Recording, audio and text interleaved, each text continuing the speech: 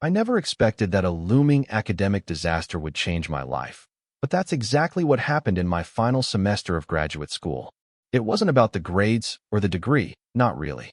It was about the late nights in an empty architecture studio, the scent of coffee and drafting paper, and the quiet presence of the one person I was sure I could never have.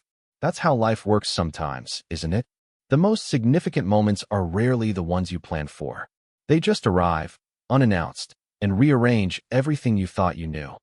My name is Lucas, and at 24, my world had shrunk to the size of a drafting table. I was a graduate student in architecture, and my entire existence revolved around my thesis project. My apartment was little more than a place to sleep for a few hours before returning to the studio, a vast, open-plan room on the third floor of the Arts and Sciences building. The place had a specific smell, a mixture of freshly cut basswood, the sharp tang of adhesive spray, and the underlying, constant aroma of brewing coffee that stained the air like a permanent watercolor wash. My life had a rhythm, a routine. It was predictable, structured, and, if I was being honest with myself, deeply lonely. The studio was my sanctuary and my prison. I'd spend 12, sometimes 15 hours a day there, lost in the intricate world of schematics and scale models. My project was a proposal for a new kind of urban library, one that integrated natural landscapes into its very core. It was ambitious, maybe too ambitious, and I lived in a constant state of low-grade anxiety, a hum of pressure that never quite went away.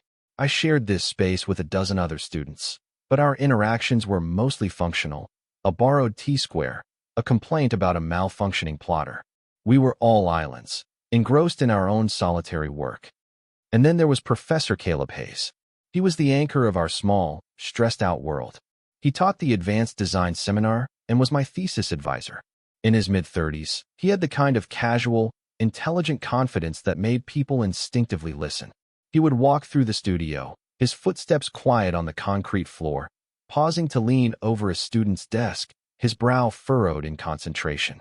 He'd offer a piece of advice so insightful it could unravel a design problem you'd been stuck on for weeks. He was brilliant, respected, and, to my observant eye, completely unattainable. There was an indentation on the fourth finger of his left hand, a pale, smooth band of skin where a ring had clearly once been. He never wore one, though. The department gossip, which I tried and failed to ignore, was that he was divorced. A quiet, amicable split a couple of years back. No kids. He never talked about his personal life, ever. This polite, professional distance only added to his mystique. He was friendly, but not familiar. He was supportive, but he kept you at arm's length. For me, he existed on a different plane entirely. He was Professor Hayes, a figure of authority and intellect. And I was just Lucas, one of many students vying for his approval. My admiration for him was initially academic. I was captivated by the way he spoke about architecture, as if buildings were living, breathing things with souls of their own. He saw stories in structural supports and poetry in public spaces. But as the semester wore on, my feelings shifted into something more complicated. I started noticing things I shouldn't have. The way his eyes crinkled at the corners when he was genuinely pleased with a student's work. The way he would run a hand through his dark brown hair when he was deep in thought. The scent of his cologne, a subtle mix of sandalwood and something clean, like fresh rain, that would linger for a moment after he'd moved on from my desk. These small observations became my secret. They were harmless, I told myself. A simple, one-sided crush. He was my professor. And he was, for all intents and purposes, straight. The idea of anything more was pure fantasy, a distraction from the crushing weight of my thesis. So I buried it, pushed it down under layers of blueprints and research papers, and focused on the work. I had to, because my carefully constructed academic world was about to come crashing down around me. The inciting incident wasn't a grand, dramatic event. It was a quiet, creeping failure. With just 3 weeks until the final review, I realized my thesis concept was fundamentally flawed. The central atrium, the very heart of my library design, was structurally unsound in a way that I couldn't easily fix. It was a conceptual error, a mistake I'd made months ago that had now metastasized, threatening the entire project. The carefully rendered drawings, the intricate scale model I had spent hundreds of hours building, they were all based on a lie. Panic set in. It started as a cold knot in my stomach and quickly spread, a paralyzing dread that made it hard to breathe. I spent 2 sleepless nights trying to find a solution, poring over my notes and sketches until the lines blurred into an incomprehensible mess. My classmates offered sympathetic glances, but were too consumed by their own deadlines to help. I was on my own, adrift in a sea of my own making, and I was sinking fast. That's when I hit my breaking point. It was well after 10 o'clock on a Tuesday night. The studio was almost empty, save for a couple of other night owls hunched over their desks under the harsh fluorescent lights. Professor Hayes was in his office, its glass walls offering a clear view of him working at his computer. He had his own deadlines, his own life, I knew that. But desperation is a powerful motivator. It makes you do things you wouldn't normally dare. I watched him for a few minutes, my heart hammering against my ribs. He looked tired. He rubbed his eyes, stretched, and then began packing his briefcase. It was now or never. I took a deep breath, the air tasting stale and metallic, and walked over to his office. I knocked softly on the glass door. He looked up, a flicker of surprise in his eyes. He motioned for me to come in. The space was small, lined with books on architectural theory, and filled with rolled-up blueprints. It smelled even more strongly of him, that sandalwood scent, mixed with old paper. "Lucas," he said, his voice a little weary. "Everything all right? You're here late." My own voice came out as a strained whisper. "Not really, Professor. I have a problem. A big one. With my thesis." I laid it all out for him, the words tumbling over each other in my haste. I explained the flaw in the atrium design, the cascading effect it had on the entire structure, the sheer impossibility of fixing it in time. As I spoke, I felt a humiliating prickle of tears behind my eyes. I was failing, and I was doing it in front of the one person whose respect I craved most. He listened patiently, his expression unreadable. He didn't interrupt. He just let me unravel, his gaze fixed on my face. When I finally finished, a heavy silence filled the small office. I expected him to sigh, to tell me it was my own fault for not catching the errors sooner, to remind me of his strict office hours. Instead, he leaned back in his chair and studied me for a long moment. He saw the genuine panic, the sheer exhaustion etched onto my face. "Okay," he said, his tone calm and even. It was the most reassuring word I had ever heard. "Okay. This is bad, but it's not unsalvageable. Your core idea is strong. We just need to rethink the execution." He glanced at his watch, then back at me. "My week is packed, but I can see you're at your limit. How about this? For the next few nights, after the studio clears out, you and I will work on it together. We'll find a solution." I was stunned into silence. This was so far beyond what I could have hoped for. It was a breach of protocol, a professor offering private, after-hours tutoring to a single student. "Really?" I managed to say. "You would do that?" A small, almost imperceptible smile touched his lips. "You're one of my best students, Lucas. I'm not going to let you crash and burn 3 weeks before the finish line. Go home, get some sleep. I mean it. Tomorrow, we start fresh. Be here at 9-inch," and with that, he dismissed me. I walked out of his office and back into the empty studio, feeling a dizzying mix of profound relief and a terrifying, burgeoning hope that had nothing to do with architecture. The next evening, the studio felt different. The usual chaotic energy had been replaced by a deep, resonant quiet. The handful of remaining students packed up around 9, leaving just the 2 of us. The vast room, with its rows of empty desks and the ghosts of projects past, suddenly felt incredibly intimate. It was just me, Caleb. He had insisted I call him Caleb during our sessions, and the wreckage of my thesis spread out on my drafting table. "All right, Lucas," he said, rolling up the sleeves of his button-down shirt. "Let's perform an autopsy." For the next 3 hours, we worked. He wasn't just a teacher anymore. He was a collaborator. We sketched, we debated, we covered pages of trace paper with new ideas. He pushed me, challenging my assumptions, but he also listened, treating my concepts with a seriousness that made me feel like a peer rather than a student. The professional boundary I had been so aware of began to soften, blurring at the edges. This became our new routine. Every night, after the rest of the world had gone home, we would dive into the project. We'd order takeout and eat it standing over the table, discussing load-bearing walls and sightlines. I learned that he preferred spicy Szechuan food, and that he drank his coffee black, no matter how late it was. These small, human details felt like illicit treasures. I was seeing a side of Professor Hayes that no one else did. One night, deep in a conversation about the philosophy of public space, he let something slip. We were talking about how a building should serve its community, how it should be a place of welcome, not intimidation. It's about creating a space where people feel understood, he said, his voice softer than usual. He paused, staring at the model. My ex-wife, she never got that about my work. She called it my mistress. She said I was more passionate about concrete and glass than I was about her. The admission hung in the air between us, raw and unexpected.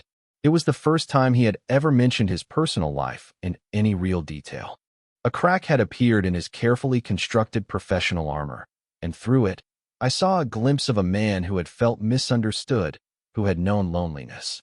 It made him seem more real, more human than ever before. I'm sorry, I said, not knowing what else to say. He just shrugged, a sad smile playing on his lips. It was a long time ago. We just wanted different things from life. He quickly changed the subject back to the project, but the moment lingered. It was a shared confidence, a small island of vulnerability in our sea of professional talk.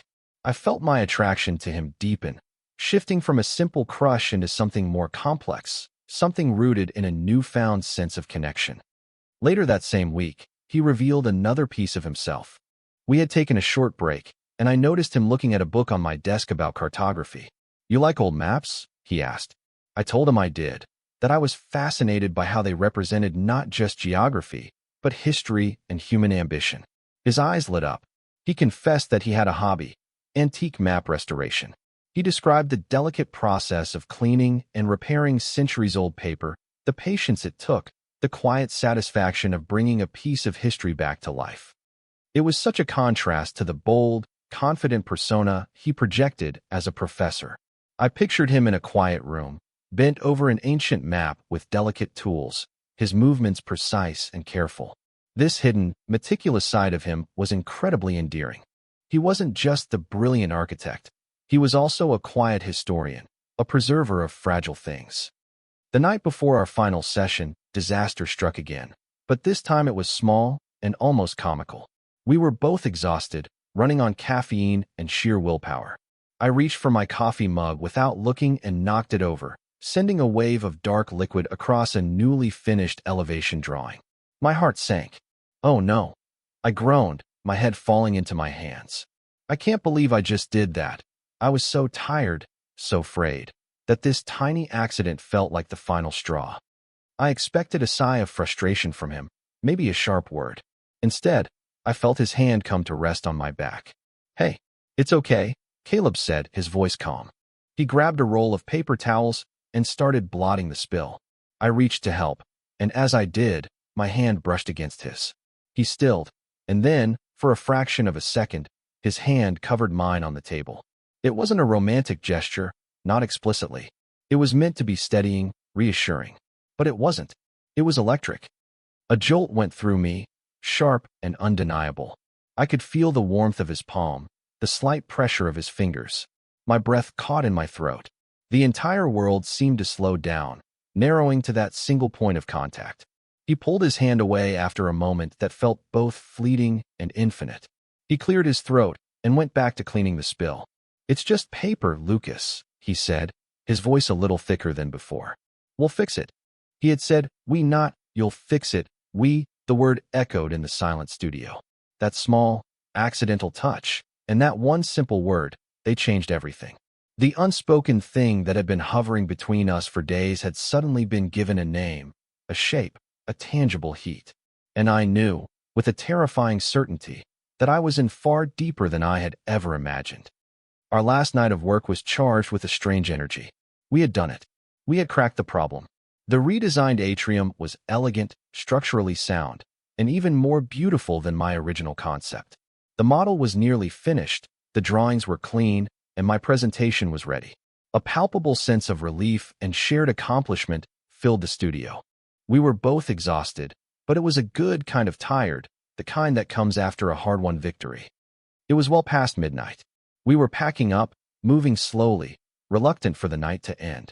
I was gathering my sketches when we heard the distinct, heavy clank of a lock echoing from the far end of the hallway. We both froze. What was that? I asked. Caleb walked to the studio door and pulled on it. It didn't budge. He tried again, harder. Nothing. Well, he said, turning back to me with a look of wry disbelief. It appears campus security has done their final walkthrough, and it appears we are locked in. A laugh bubbled up out of me, a mixture of hysteria and genuine amusement. Of all the things to happen. You're kidding, I said, walking over to try the door myself. It was solid. We're trapped. Until about 6 in the morning, when the first janitorial crew arrives, he confirmed, checking his phone for the time. My apologies. I should have been paying attention, but he wasn't really apologizing. There was a glint in his eye, a hint of something other than annoyance. The situation was absurd, but it was also an opportunity. An unscheduled, uninterrupted stretch of time together, with no project to hide behind. Let's make the best of it, he suggested. He managed to order a pizza to a side entrance, talking a very confused delivery driver through the process of leaving it by a ground floor window that he could just barely pry open. We ate sitting on the floor, our backs against a low bookshelf, the box balanced between us. Surrounded by the fruits of our labor, the model, the drawings, the mess of trace paper. It felt like we were in our own private world. The conversation shifted away from architecture. We talked about where we grew up, about the worst jobs we ever had, about the first concerts we ever went to. The barrier between professor and student, already worn thin, dissolved completely. He was just Caleb, and I was just Lucas. He told me about traveling through Spain after college, and I told him about my dream of one day designing a small, sustainable home for myself in the Pacific Northwest. As the hours passed, the conversation grew more personal, more intimate. I found myself confessing things I hadn't told anyone. I talked about the immense pressure I felt, not just academically, but in life. The fear of not being good enough, of disappointing the people who believed in me. I admitted that a lot of my drive came from a place of insecurity. He listened with an intensity that made me feel truly seen. He didn't offer platitudes or easy solutions. He just listened, nodding occasionally, his gaze never leaving my face. When I finished speaking, my voice thick with emotion, I felt raw and exposed. I had shared a part of my soul that I usually kept hidden. A silence settled between us, comfortable and profound. I noticed a stray piece of drafting debris, a tiny curl of shaved wood from the model, in my hair, just above my temple. Before I could brush it away, Caleb reached out. His movement was slow, deliberate. He didn't just flick it away. He gently, carefully, picked it from my hair, his fingers brushing against my skin. The gesture was so tender, so unbelievably gentle, it stole the air from my lungs. My entire body went still. It was 1,000 times more intimate than the accidental touch of our hands days before. This was intentional. After he had removed the wood shaving, his hand didn't immediately pull back. His fingers lingered for a heartbeat, his thumb resting softly against my temple. I could feel the warmth of his skin, the slight tremor in his touch. I looked at him, and his eyes were dark with an emotion I couldn't name, but I could feel it radiating between us. The air in the room grew thick, heavy, charged with everything we hadn't said for weeks. It felt like the moment before a lightning strike, that strange, electric stillness. He was so close. All I had to do was lean forward. All he had to do was not pull away. The question of what would happen next hung between us, fragile and shimmering in the low light of the empty studio. He did, eventually, pull his hand away. He cleared his throat, and the spell was broken, but the echo of it remained. We didn't talk much after that. We both knew a line had been crossed, a silent question asked. We tried to get some rest, him on a small sofa in the corner, me with my head on my desk, but sleep was impossible. The awareness of him in the room, just a few feet away, was a constant, thrumming presence. When the sound of a key in the lock finally broke the dawn silence, the sense of relief was mixed with a sharp pang of disappointment. Our bubble was bursting. We gathered our things, the awkwardness from the night before clinging to us like a fog. The easy camaraderie was gone, replaced by a new, charged carefulness. He was Professor Hayes again. Well, he said at the door of the studio, the morning light making him look tired and unfamiliar. Good luck with the review on Friday. Your work is exceptional. His tone was formal, distant. It felt like a slap. Thank you. I said, my own voice sounding hollow. For everything. He just gave me a curt nod and walked away down the hall, leaving me standing there feeling more confused and alone than ever. The next 2 days were torture. I saw him in the studio, of course. He was making his usual rounds, advising other students. But he avoided me. Not obviously, not in a way anyone else would notice, but I noticed. He didn't meet my eye. His path through the studio seemed to consciously skirt my desk. When he did have to speak to me about a procedural matter related to the review, his words were clipped, professional, devoid of any of the warmth that had grown between us. My mind went into overdrive. I replayed the moment his hand touched my temple 1,000 times. Had I imagined the tenderness? Had I misinterpreted the lingering touch? Maybe he was just being kind, a supportive mentor comforting a stressed-out student. Maybe he realized he had crossed a professional boundary and was now trying to correct it. The thought was mortifying. Maybe he was disgusted with himself, or worse, with me, for what he might have sensed I was feeling. This internal debate was exhausting. Hope and fear waged a brutal war in my head. One moment, I would be convinced that the connection I felt was real, mutual. The way he looked at me, the personal stories he shared, the undeniable electricity of that touch. It couldn't all be in my head, right? But then doubt would creep back in. He was my professor. He was, as far as I knew, straight. A divorced man doesn't automatically become interested in one of his male students. I was projecting. I was seeing what I wanted to see because I had a crush. The risk of humiliation felt enormous. If I had read this all wrong, I would not only have to face him for the rest of my academic career, but I would also have to live with the shame of my own foolishness. The anxiety was a constant, bitter taste in my mouth. My final review was a blur.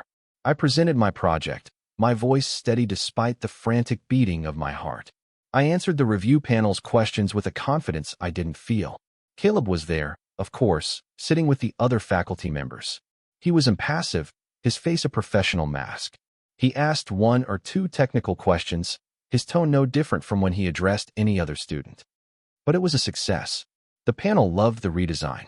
They praised its ingenuity, its thoughtful engagement with the community, its elegant form. As my classmates and the other professors came up to congratulate me, I felt a detached sense of accomplishment. This was what I had worked so hard for. But the only validation I truly cared about was from the one person who remained pointedly at the back of the room. Eventually, the crowd thinned out.